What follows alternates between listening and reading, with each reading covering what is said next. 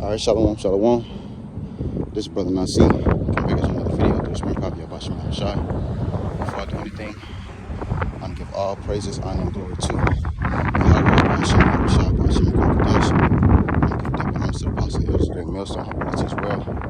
And peace and salutation to you, Akim on the four winds, push is true, and sincerity and diligence. All right. So lucky, I'm breathing a little hard right now. I came out here to get my 2 miles in for the day, and I was just meditating as I was running, now walking a little bit, about the walking path.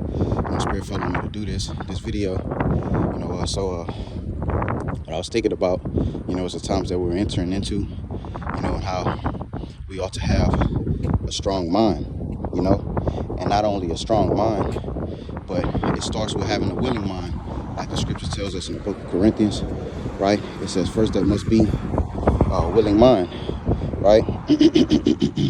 And the reason I say first it must be a willing mind, what the scriptures say first it must be a willing mind, simply because in order to strengthen, and gain that mental fortitude, is to put yourself through situations, or not even put yourself, is to go through situations, uncomfortable situations, right? And we have to be to the point to where we're comfortable being uncomfortable, right? And that it comes with a loss of things. It comes with, it comes with a loss of things. It comes with, forsaking the fashion of this world, right? And not holding things near and dear to yourself, so basically a loss, right? Which really is not a loss, which is a gain, because through losing certain things and going through certain trials, right, we gain faith. Now the scriptures talk about the trial of our faith, which is being more precious than gold, and that's what we're being groomed to be. We're being groomed to be kings, right?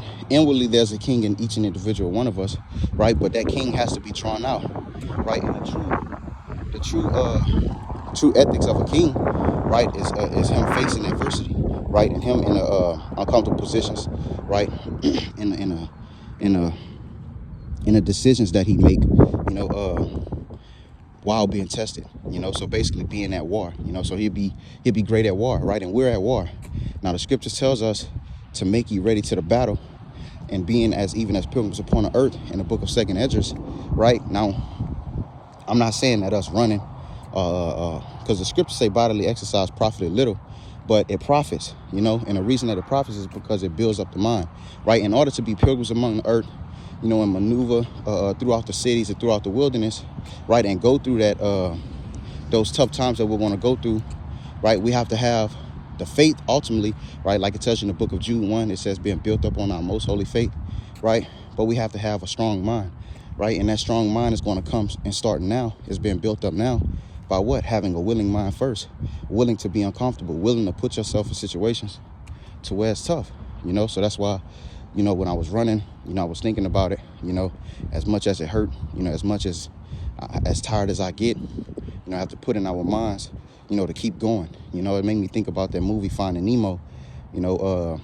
I think the fish name was Dory, right? And she was just, they were trying to find his son, and she just kept saying, just keep swimming, just keep swimming, just keep swimming, and that's what we have to do. We have to keep moving, and that's spiritually, we have to keep moving. We have to keep growing, right? If we're not moving, we're not winning. If we're not growing, we're dying, right? So we have to put ourselves in that winning mentality, right? Putting ourselves in that mentality comes with tough decisions, man, right? So that's really all it was. It's been probably about Shema Shai. I finished my 2 miles, now I'm walking and everything, about to walk back to the vehicle, and that's just what was on my spirit, because the scriptures tells us, say that what it is, how you, just roughly paraphrasing, I don't have no Bible or nothing on me, walking. It says that, what it is, it say the trial of man is within his reasoning, right? So what we're going through these trials and we're being put in situations, right, to see how we reason, and that's what brings the inner king out, right? And we're going to be translated to the point to where the inner king is who we're going to be, right? He's going to now appear on the outer, right? And we want that now, we want that certain qualities and certain traits within ourselves, that inner king to manifest on the outward, right? And like they say, what is in the inward metamorphosis into the outward, man, right? So whatever you are on the inside, right, is going to show in your daily life. It's going to show, you know, within your actions, man, and things that you do. You can't be laying around sleeping all day being couch potatoes, man, right? Hey, because this tired. All right, the scriptures talk about the Lord finding him that is doing right, but you know, and that's being occupied in prophecy and doing the work. But it starts with a mindset, man. We got to be in that mindset, right, and continuing, you know, to endure. Now, Apostle Paul talked about how we count the loss of things as dung, right, but to win Hamashiach. Right, so we want to go through the loss. We're going to go through hardships. We're going to go through tough situations to where it feel like we can't go. But that's when that inner man, that inner king comes out. It's when you can keep running and keep persevering and keep pushing. That's what the scripture says. It says to strive for the truth until death. Now, the only way to do that is to be built up within the mind, right? And that's why, you know, I've been running. I've been getting back in the groove of exercising. You know, putting myself through agony. You know, putting myself through those putting myself in those hard positions, right? Because I want my body to look a certain way, but not only my body, but I want to strengthen my mind, right? We got to have a strong core, you know. So with that, you know, Lord, when I prayed, it was exhortation to you, Akim, you know, for you brothers to keep pushing, keep going, and keep the course, man.